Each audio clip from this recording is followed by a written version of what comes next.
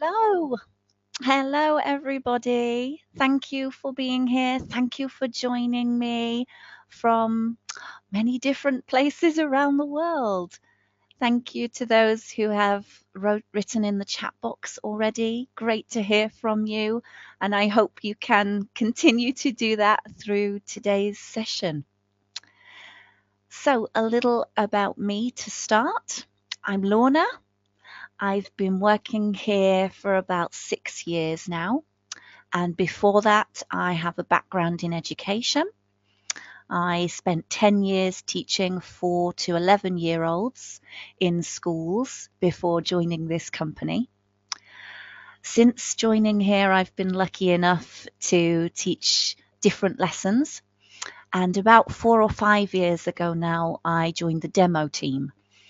I'm now a demo coach, so I've been asked to deliver this training so that I can share a little advice really about what new students might have experienced in the demo classroom and how that differs to their first few lessons here. I want to apologise if you see me making some sideways glances. I do have some notes here to help me through. So apologies if you see me making some sideways glances. And also I will try to check the chat box as much as I'm able to hear your ideas and opinions too. It would be wonderful if you can share your thoughts about some of the questions we have today. Now, looking at this material, you might think, I've seen this before. You probably have. You've probably had some training tasks on this PowerPoint before. Teaching new students do's and don'ts. Lots of the information in here is the same as what you have already read.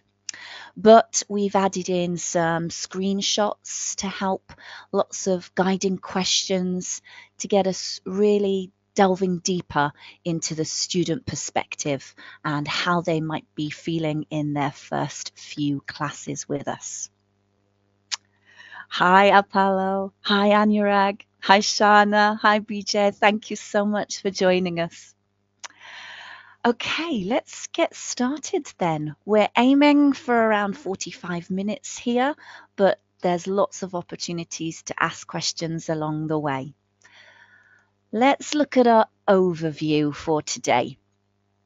We're going to look at taking care of new students, setting expectations, and of course, as it said in our heading there, the do's and the don'ts. And we're going to split that into 3 sections.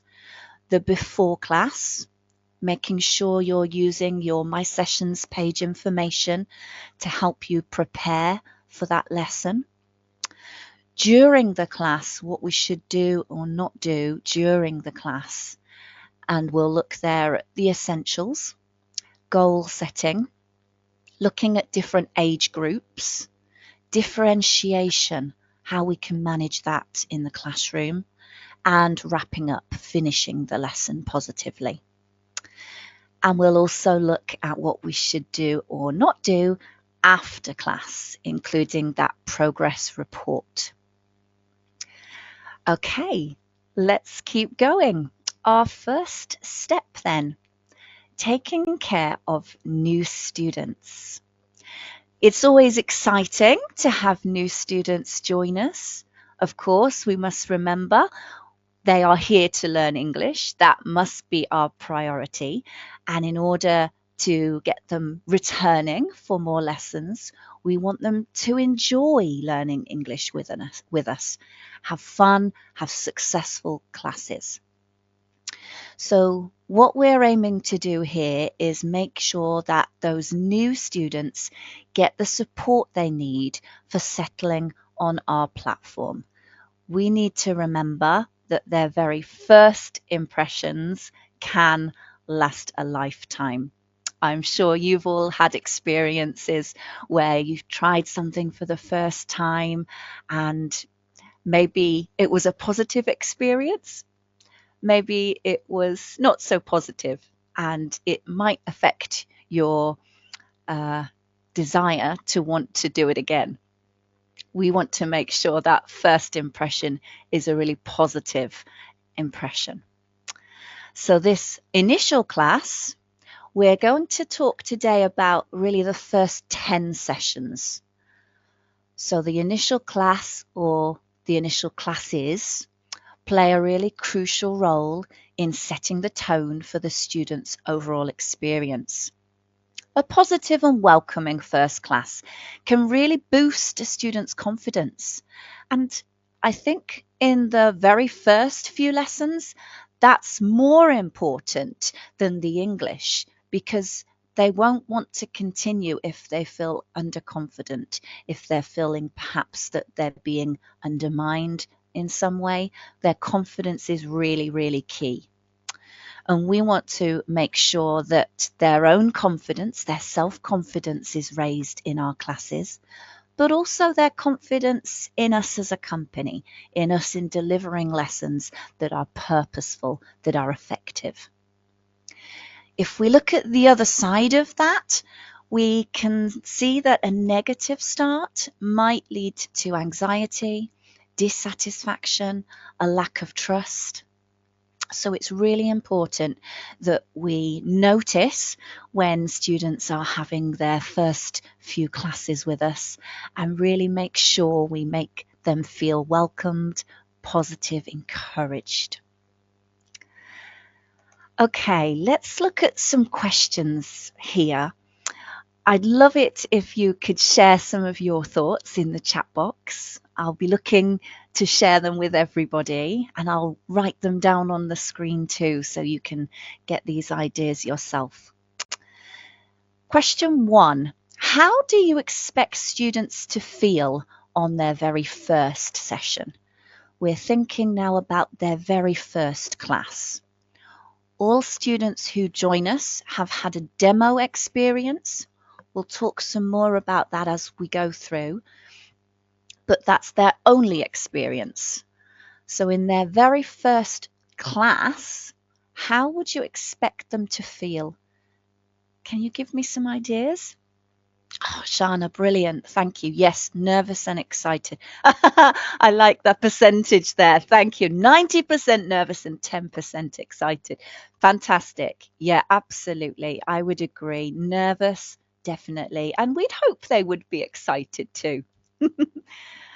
I think perhaps it's also worth remembering that some junior students might be reluctant, maybe, particularly if parents have been involved in this decision to join us for English classes.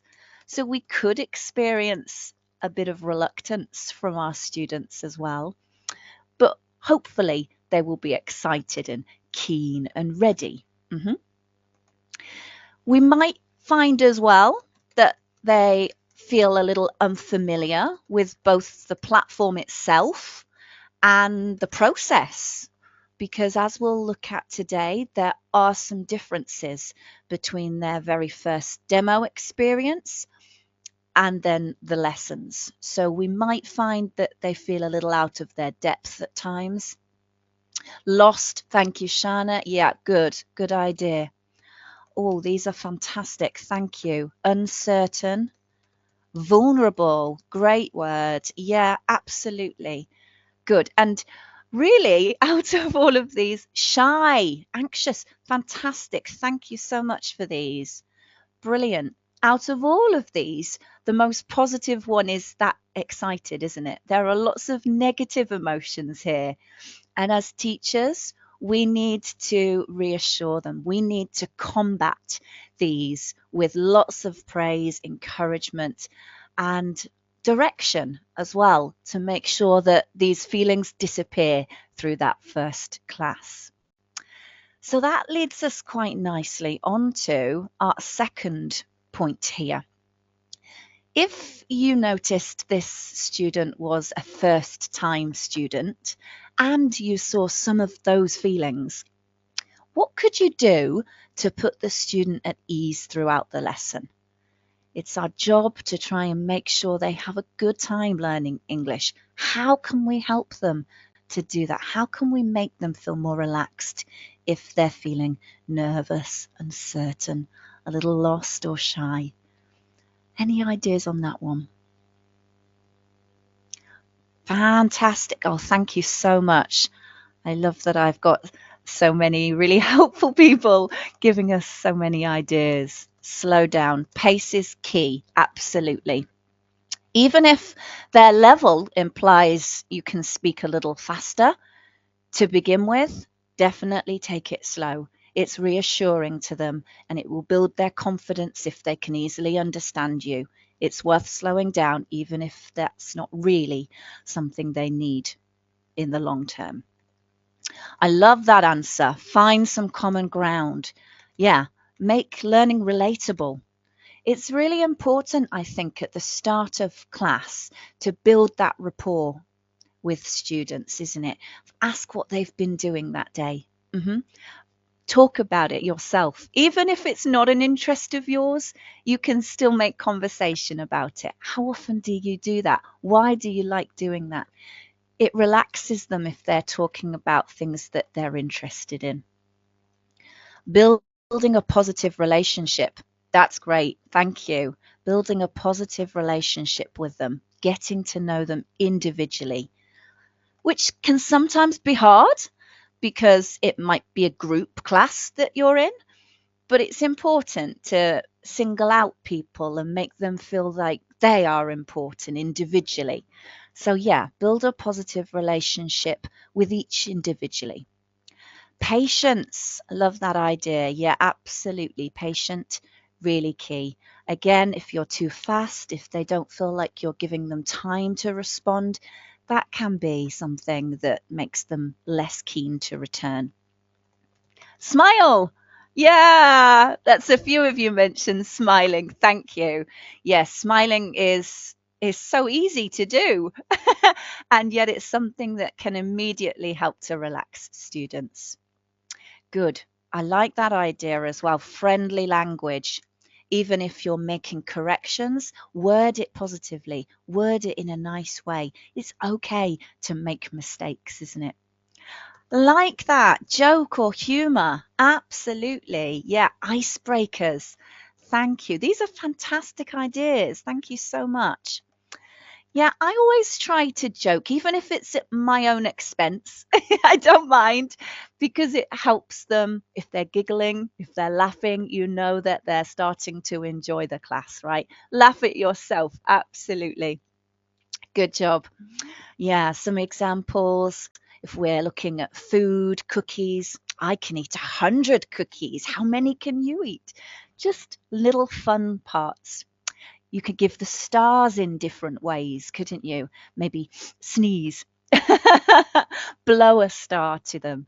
That just adds a little humor, a little fun to the lesson, particularly for those junior students. We could also try to cover all bases, right? So if a student is new to us, we don't know how they learn. We don't know what learning style suits them best. So if we use visual tactics, gestures, lots of images, props, if we cater for our auditory learners as well by lots of listening opportunities, and of course, those particularly young children who love to learn by moving, lots of songs, actions, movements. This is going to be a successful lesson because if you cover all of those, you will be able to cater for their individual learning styles. And quite right, as you say there, thank you, Anurag, monitor what their reactions are like and build off those. Yeah, improvise. Improvising's key. If you see that they are smiling, you think, I'm doing something right. Yeah. And we've talked about visual learning. We have brilliant stickers now, don't we? Which we can use in class. The sound effects usually get a giggle as well from students. Make use of these. Lots of you are ManyCam users as well. ManyCam Really, really fun tool to use in classes. And remember, if you're adding images, it's giving meaning to your words, so it really helps them. Fantastic. Now, some students don't like to put their camera on in class, but if they do, you could use that to help you as well. Have they got a character on their t-shirt that you can talk about? Are they holding a toy? You could use that, especially if they are showing signs of being shy. They might not volunteer too much. So you can use the environment to help you. I quite often do that. If I see they are holding a toy, I can talk about, oh, I love it. I love it. I have one. Let me show you. And it can really be a good start. Encouraging them to show and tell as well. Do you have one of these? A hat like teacher? That can be really good. Yeah. Also, perhaps as well, we talked about pace.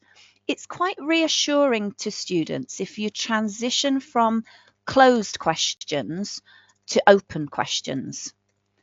Again, some of these new students might be at quite a good level already, but because of that shyness, because of that uncertainty, they might not feel ready to give full-length, detailed responses. So build up to that. Start with simple questions.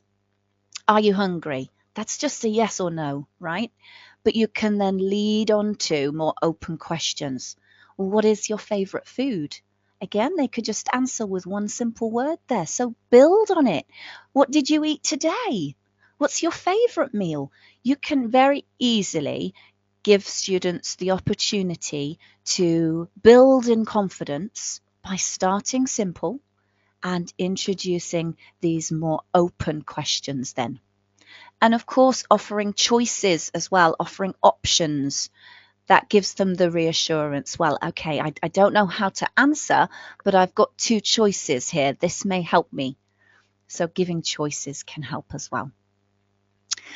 I think we've pretty much covered a lot of ideas there, but we could also add the idea of games, particularly familiar games. Most people know tic-tac-toe. So this is a great way.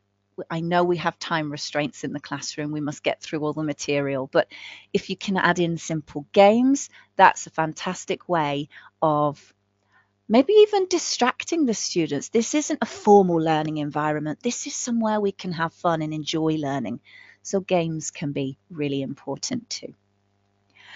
Okay, thank you. Thank you so much for all your wonderful ideas. Love that, Shana. Yes, thank you. Starting the sentence, giving them sentence patterns, absolutely.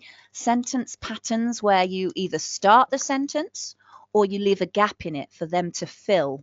Yeah, absolutely. What could we put in this space?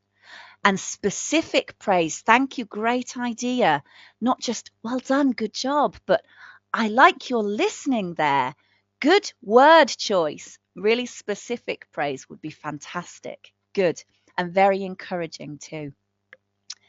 Thank you for your wonderful ideas there. Good job. I like that. Yes. Exaggerating. Yeah. Very good. Thank you so much. I love these ideas. Okay. Setting expectations. So from early on, we need to set the expectation for the student to actively participate.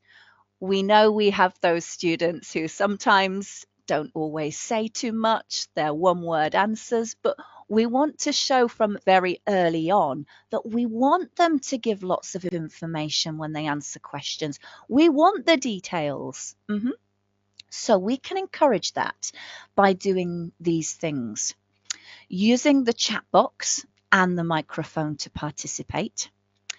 We know that sometimes there can be some problems in group classes with muting the microphones. There can be a lot of background noise. So again, set that expectation earlier. I'm going to mute so I can hear the next student. You start off doing that, they very quickly learn. And the chat box too, a great tool and one that isn't really highlighted much in the demo experience. For those of you that are new to demos, they are the trial lesson that a student, a client would have to let them see what we do and see if they want to come back for lessons with us. And there is a chat box in that demo classroom, but it is primarily used by the teacher and an educational advisor, someone who has spoken to the client beforehand, prepared them for the class, found out a little about them to inform the demo teacher. And it's primarily used from the EA, the advisor, and the teacher. So you might need to coax to show the student that the chat box is there for them to use.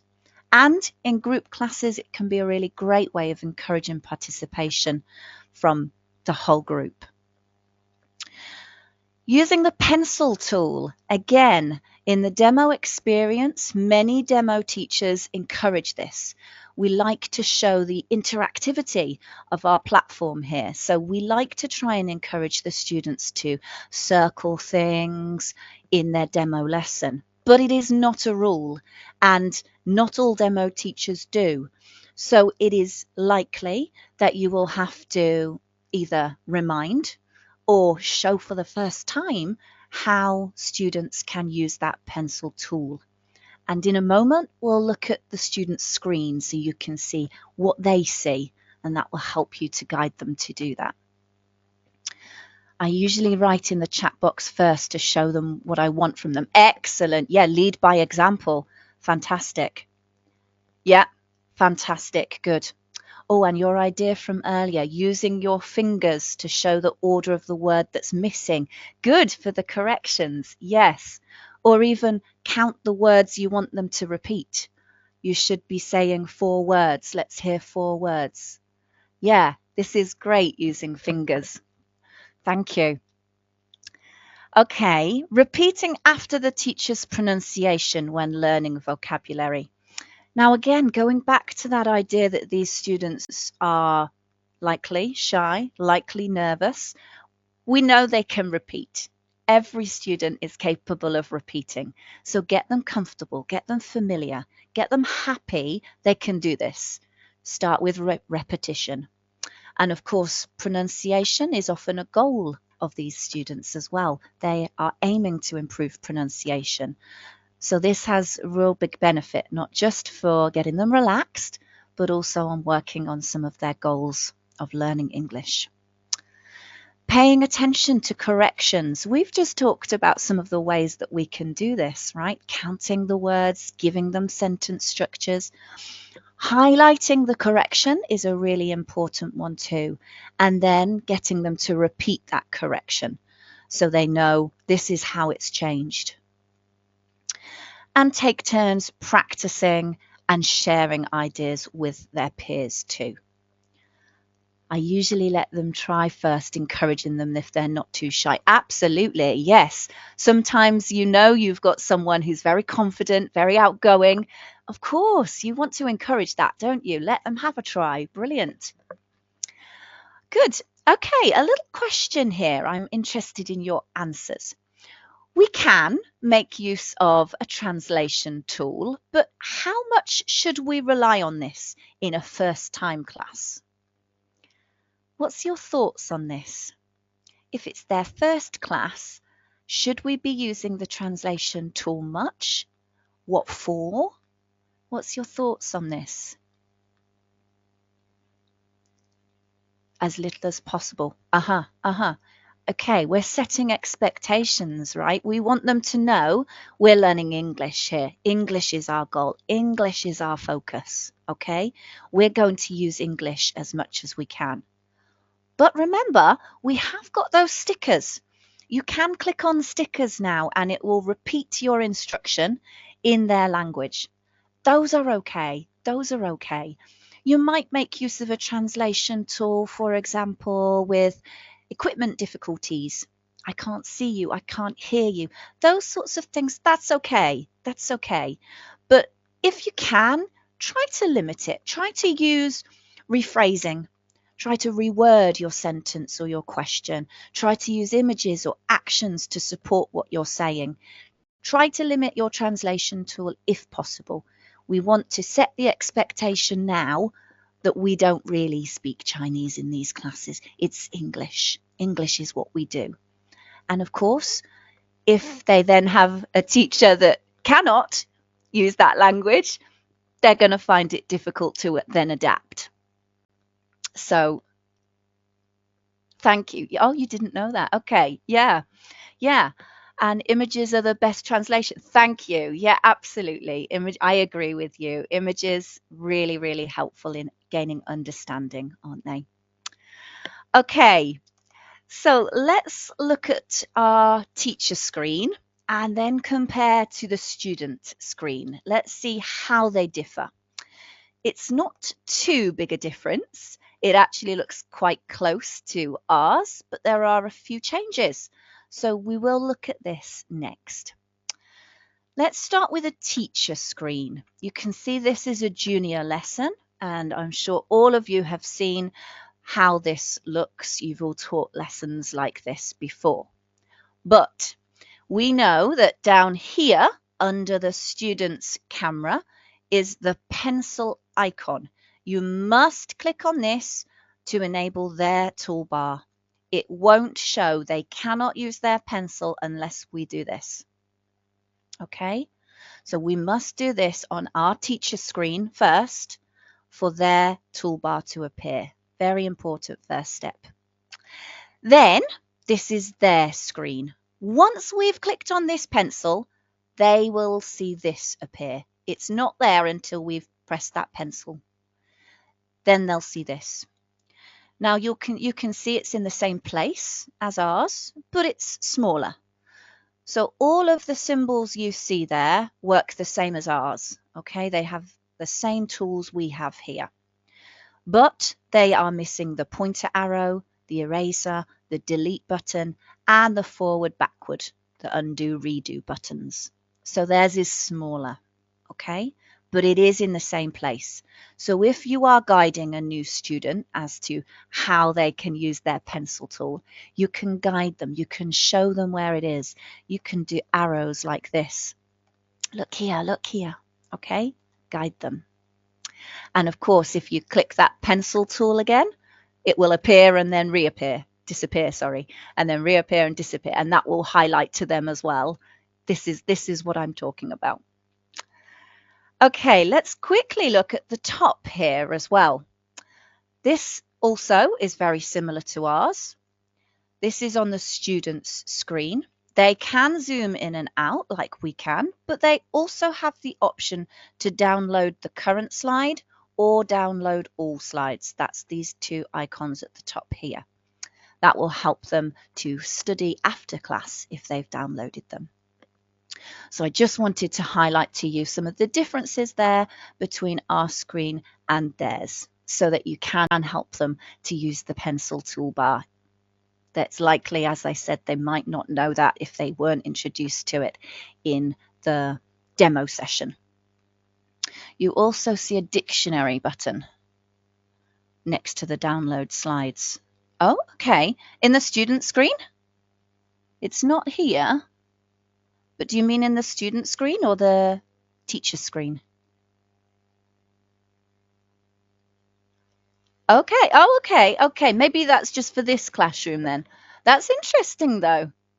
Does it affect students' screen if I zoom? No, I believe if you zoom, it's affecting your screen, what you see. The students just do it to affect their screen. For example, I have students that need the text to be a little bigger, so they zoom in on that, and I don't see that on my screen, so it's just on their screen. Okay, let's look at some do's and don'ts then when teaching our new students. So before class now. Just swapping my notes over. Okay, we've got a lot of information here, a real wealth of information to prepare us. And that's key, isn't it? We need to be as prepared as possible so we can deliver the best class. Now, again, I'm sure you know all of this, but I will just run through. We have what gender they are, the age of the students, the level of the students, the focus, conversation, grammar, pronunciation, what they want to focus on.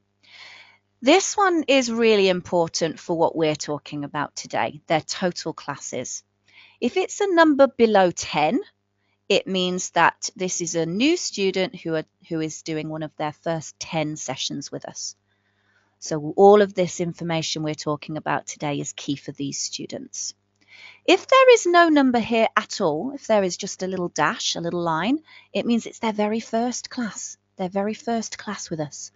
So all of those feelings we discussed, be prepared for those students to feel those things. You can see where the student is, if you have taught them before. You can see if they are a VIP. That usually means they are a friend of someone working in the company. You can see if they're about to renew. Absolutely. Thank you, Anurag. It will have the starter tag as well if they are a new student for the first time. You're right. Sorry, potential renewal. That means their contract with us is running out, but they might want to renew. And obviously we want to encourage that as well, don't we? So we should check all this information before class. We also don't want to forget that we can click on this View button here. This will tell us more information about these individuals, okay? It can tell us things like their interests. We were talking about starting off by building a rapport, so that's key, finding out their interests. And it's sometimes written in this View information section. It can tell us about their learning likes and dislikes. Sometimes you can see that in the dislikes it says too young to use a mouse for the first time. They don't want to use the pencil tool.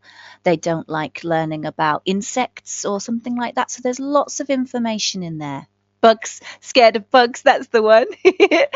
Sometimes as well it tells you their learning needs. For example, I've had some that have said they've got hearing impairments, so you need to speak louder.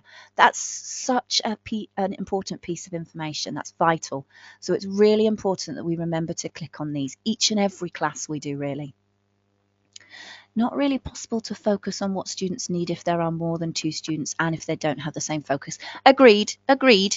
Although sometimes what I do, if you have had that information, you can say, now so-and-so, I want you to focus on listening here because you said you want to focus on pronunciation. So you can sometimes do that. You know, if you give individuals something to do after a slide of learning, you can focus on their goals that way, couldn't you, perhaps? And English names, excellent. Yes, in fact, we're going to come back to that when we look at the progress report after class. If you've found out something like, oh, they like to be called this name, but it's not in this information section, write it so that the next teacher can benefit from that. Because you're right, you can often look here and it will say in the comments, their English name. So you don't need to worry about maybe pronouncing their name wrong. It will be a lot easier if it's an English name you're familiar with. Or you can ask that perhaps in your first few classes as well. That needs a chess grandmaster's memory. Good. Okay, so lots of information there. Then when we actually get into the classroom, we've got to remember these pieces of information. Patience, as we talked about right at the start, allowing them extra time to think and to answer questions. It's really important not to rush them. Give them time.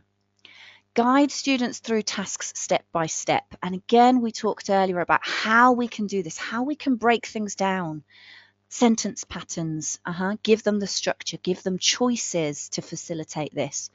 The idea is that if we give them these structures now, we can gradually remove them, removing the scaffolding so that they become independent at doing them themselves. But we are likely with new students to need that scaffolding to begin with to get them comfortable. Okay? With the mistakes as well, like we talked about, correcting it with a highlighter, looking at why it's wrong, getting them to repeat it. And of course, typing as well will be key with that. Simplifying the guidance, exactly. Yeah, break it down step by step. First, find the mistake. Done that? Why is it a mistake? Change it step by step. If you give them too many instructions, you might lose them. Do one at a time. Good. and encourage them to express their ideas in full sentences. Of course, we will get those students that do prefer to answer very briefly, and we want to encourage from an early stage. So in their first 10 lessons with us, we want full sentences.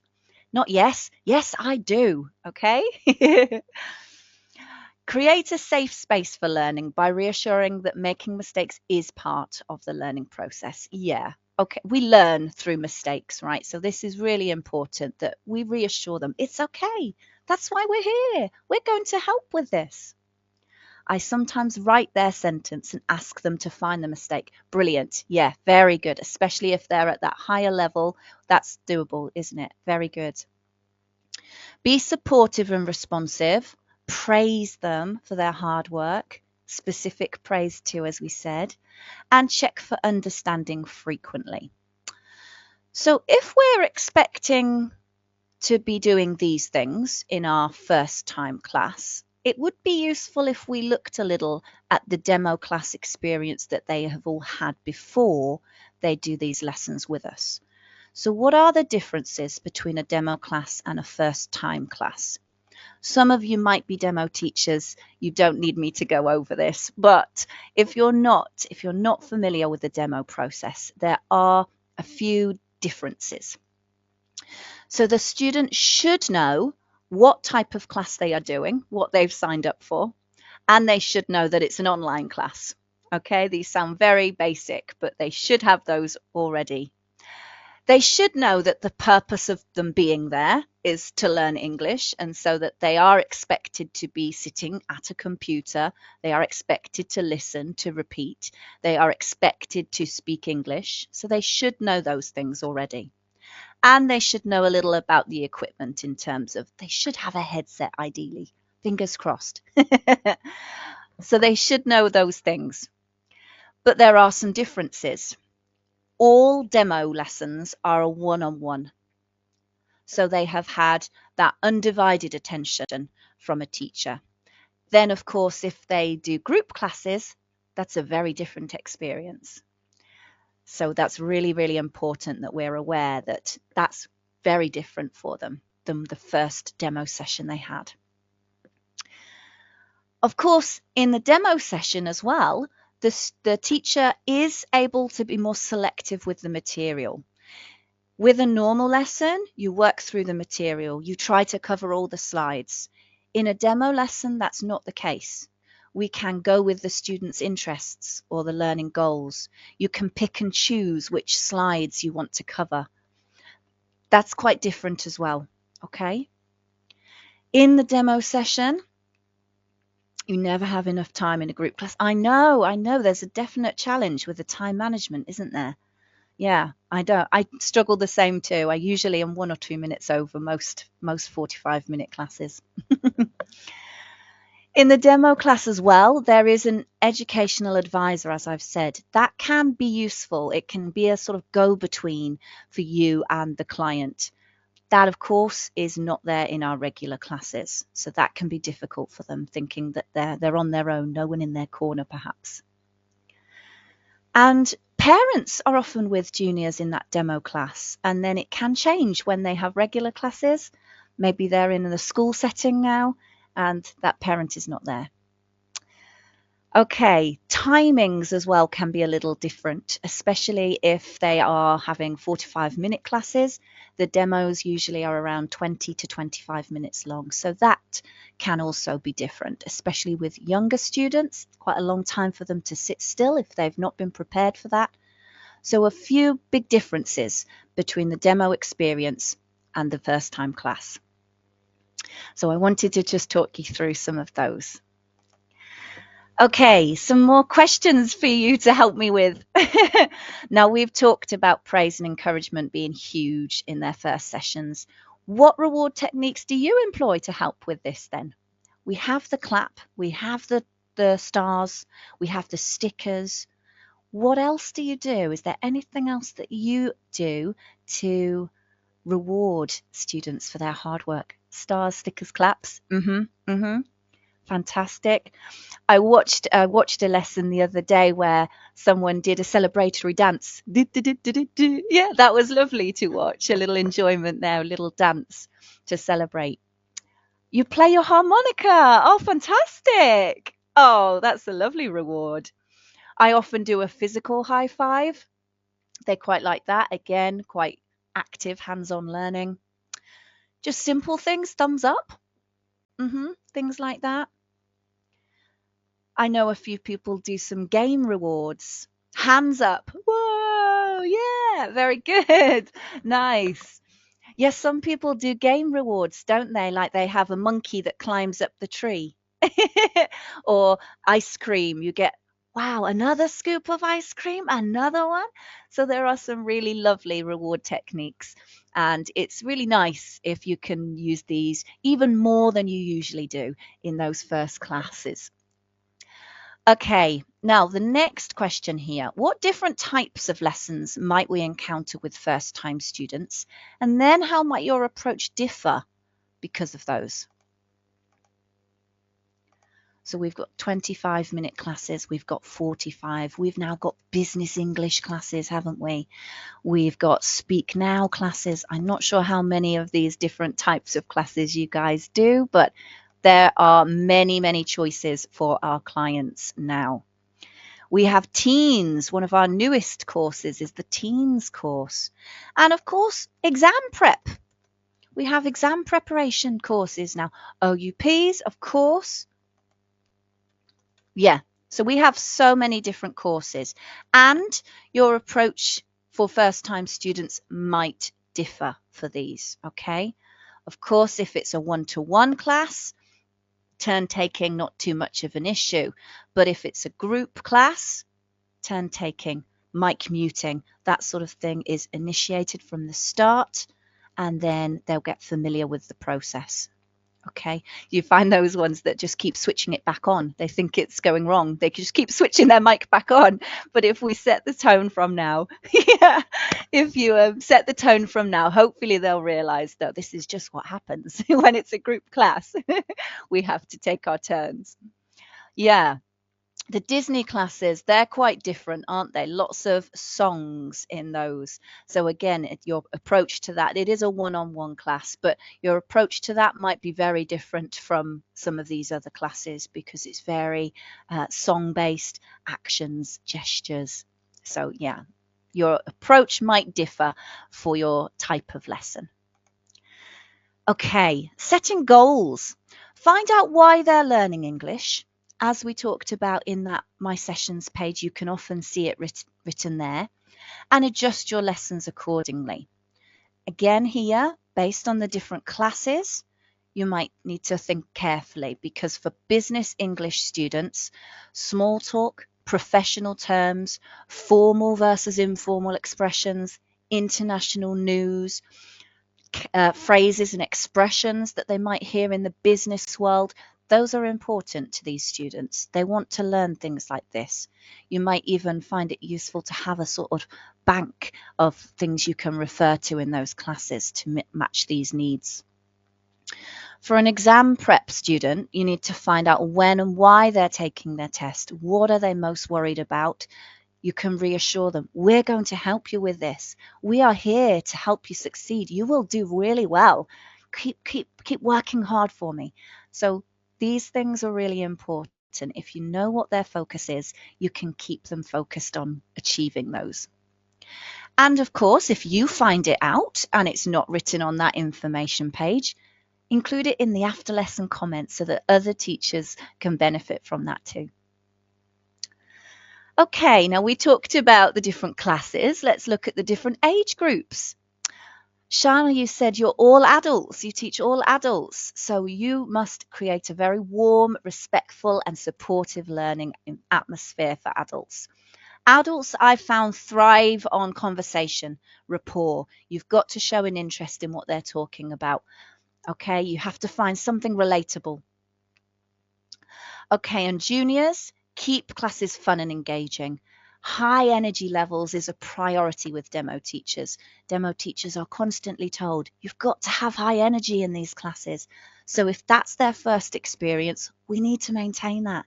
Keep that high energy going. It can be tricky, especially if it's not your first class of the day, but it's really important for those students who, as I said, may be feeling really nervous, vulnerable, shy. Gossip with the adults. Yes, and that's why the time runs out, isn't it? You can spend so long catching up with them, finding out about what they've been up to, making sure you're building that bond that the time slips away. It is hard. I usually allow myself around 5 minutes on the clock in a 45-minute class to be able to catch up, and then I start thinking I need to crack on now. Oh, and for teens, make sure your instructions are clear and to the point. And they also love it if you can relate to them. Find out a little about what sort of pop music they might love, what sort of comic books, what video games, boys and their video games. Honestly, if you can find out a little about that to talk to, it's you're onto a winner, especially in those early classes, I think. Yes, I'm talking about one-to-one classes there, but again, you can do it in group classes. In that first section, I would usually start by saying, hello, welcome everyone. Hi, thanks for coming to my class. And then I would start with one of the students. Hello, say their name. How are you today? What did you do today? Oh, I love playing that game. I'm not so good at winning, but I love to play it, and then start a new conversation. Hello to you. How are you today? So I allow myself about 5 minutes in a group class to be able to speak to each student individually and find something that we have in common, or just start a conversation just to relax them, make them feel that they're important at the start of a class. I usually do it for both, Shana. Yeah, adults and juniors. I usually find adults are more willing to offer what they did that day. Juniors sometimes less. They just say good day, school, went to school. In which case you can say, oh, what was your favorite class today? So you can usually find a way to draw more information out. But yeah, I usually allow about 5 minutes to be able to individually speak to each of the students in that first 5 minutes. And then the rest of the class, you encourage turn taking. They each get a turn still, but it's focused on the lesson. 5 minutes max. Yeah, that's what my goal is. 5 minutes, then material time. Mm-hmm. And of course, if you found out that information, then you can link back to it through the lesson. So you can say, oh, earlier you told me that you love to play basketball. So today we're learning about, adverbs of frequency. So how often do you play basketball? So you can link it back to what you found out about them, which I think they do quite enjoy. Yeah, referencing it back. Good. Okay, some more questions. I'm sorry already we've overrun. I do understand if you need to go. We won't be longer than the full hour, I promise. So juniors may have parents sitting with them during their first few lessons, especially if taking lessons are at home or if they're very young, beginner students. How can you utilize that? How can you make use of the fact that they have parents there? You might get some parents that answer all the questions for the student, and you want to, of course, try and discourage that a little if you can.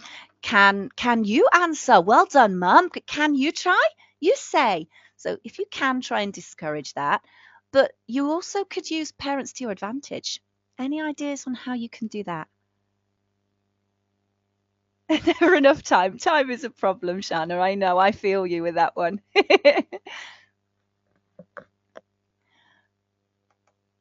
Any thoughts on the using parents?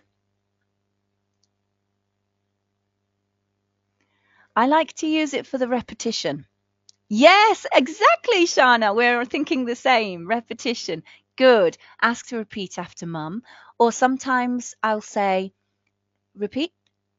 Now tell mum. Tell mum. So they repeat again, but for a different purpose. So you're encouraging repetition, but in a different form, a different way. Yeah, I like to do that. Good. Good. And of course, as well, you can use mum for your advantage if you're encouraging show and tell. Do you have a hat? Mom, can you find hat? That sort of thing encourages parent involvement, but in ways that don't take over the lesson. Okay. And number 2 question, how might you differentiate your approach for a new to you adult compared to a new to you junior? We've kind of touched a little on this as we've gone along, haven't we? But definitely for adults, they are goal related targets, aren't they? So lots more written cues for adults, I think. Lots of written, lots of scribing for adults. And for juniors, lots more physical learning, lots more active songs, props, visual clues, jokes. So really important for juniors to keep them entertained. Okay, so during class, differentiation is key. We must remember each student is an individual, even though they might be in a group class. So lower level students build their confidence. We talked about slow pace, simple language, break it down, lots of visuals. And gestures too, Shana. Thank you, gestures and actions. And for higher level, challenge them with open-ended discussion, critical thinking questions. You want to encourage a deeper level of thinking. And I want to refer you back here to our training that you may have received on the Cambridge English Teaching Framework on Bloom's taxonomy. It was called How to Plan a Good Lesson, Bloom's taxonomy, How to Plan a Good Lesson, Bloom's taxonomy of critical thinking. This has a really good little pyramid to guide you on deepening their skills. Nice. From mimicry to creativity. Yeah. From repetition to independence. Absolutely. Originality. Do it yourself. Freedom. Good. So this, if you want to take a look back at that, that's quite a good idea of how you can move from lower level skills to higher level skills. Okay. Some final do's and don'ts during the class itself. When you're wrapping up the lesson, we're almost at the end now, ask them to recall something useful they've learned. What have you learned today? What was new to you today? Any final questions? This is the one that sometimes gets missed if you are short on time, but if you can, allow a bit of time for them to ask you any questions. Compliment students on their accomplishments. Always finish on a high note. Always end with some positive note. That's the last thing they're going to hear before they leave your lesson. So really, really important to try and encourage positive thinking after the class itself has finished. And conversely, get a final giggle. Absolutely. Make them laugh right at the end. Yeah, good. But please don't rush them to answer. Leave them some time. Don't overwhelm them with too much information. Of course, if you're taking it slow, step by step, breaking it down, that hopefully shouldn't happen. I'm sure you won't, but don't criticize them for what they don't know or they can't do. We're here to help them. So our job is to encourage them to succeed, not to bring them down and make them feel negatively about themselves. Don't compare them to faster learners. Something I like to do with the chat box, if there is someone who you think is quite fast, you can give them maybe a secondary question and they can answer in the chat box. You can even choose who you're sending the question to in the chat box. So it's not like you're highlighting in front of everyone, I'm going to give you extra questions. So that's quite a nice way to improve your involvement of everyone and differentiate. And don't insist on rigid classroom rules. You do have to be flexible. Everyone learns differently, and we need to accommodate that. I usually ask them if they have questions during the class. Perfect, perfect. Yeah, absolutely. At any point, it's fine to ask if they have any questions, isn't it? Okay, I promise this is one of our last few questions. How can we use the chat box effectively in a first-time group class? So I've just suggested an idea there, sending questions to those higher level or faster learners. And like I say, if you send it individually to their name, you can select, can't you, to all or to individuals, then the others won't see that you're giving extra questions. Like today, absolutely, absolutely. I do have some lovely students who like to answer all of my questions in the chat box, whether it's directed to them or not. So you can keep coming back and saying, oh, I like your idea, just to show them you're looking, you're paying attention, you are respecting what they have to say. You do get some students as well, of course, that have their own conversation in the chat box. Try your best to ignore that or bring it back to something linked to the lesson, something more positive that you can use to benefit their learning. Okay, after class, we're reaching the end now. After class, you have a progress report to do. You should provide positive feedback in this. You should identify their strengths and give suggestions. It wasn't too long ago we had some training about what to write in a progress report.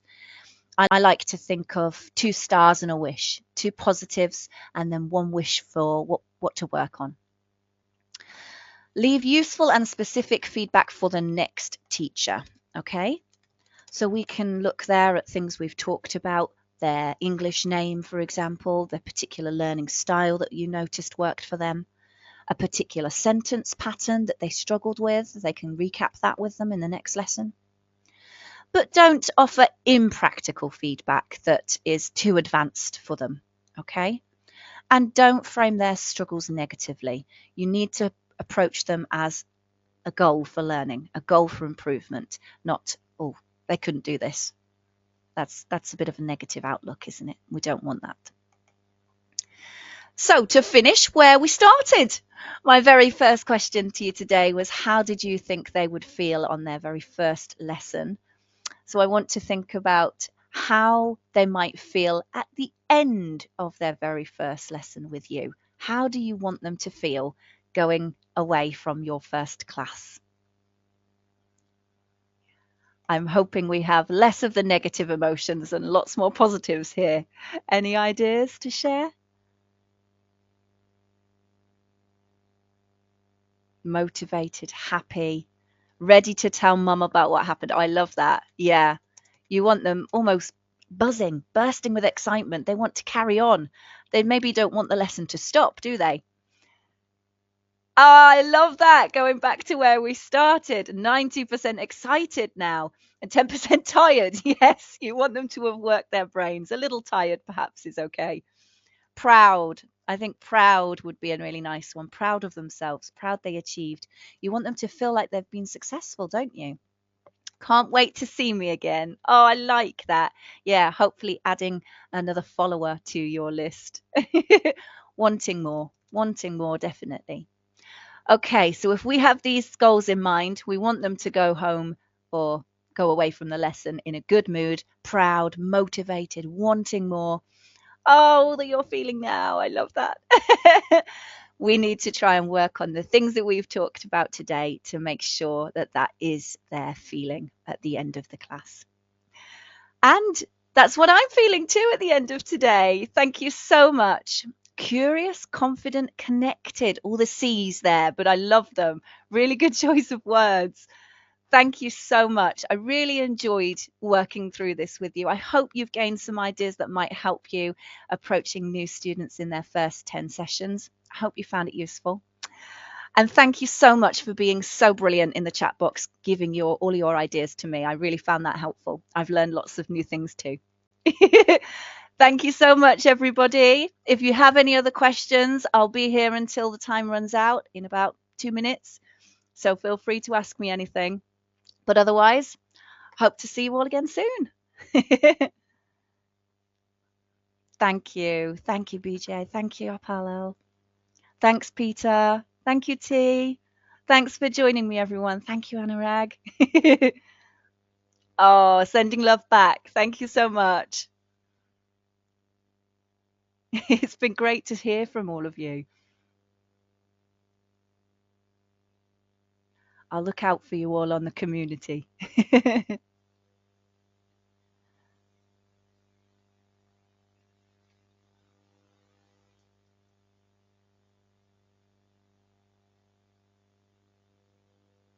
Okay.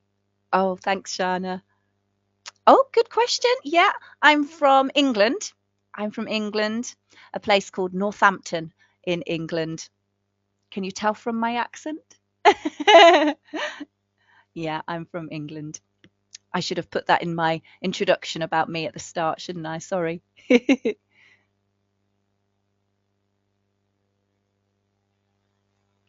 Is it okay to mention in the teacher notes about what the student's job is? I'd perhaps leave that. I'd perhaps leave that. It is a little personal. Perhaps maybe the student felt they wanted to talk to you about that, but wouldn't be open sharing it with anyone. So I'd perhaps leave that. Uh, yeah, but things that would be really helpful to the next teacher in terms of learning how to teach that student would be key to write if you can. Good question though. Okay, goodbye everyone. Thank you so much. Goodbye.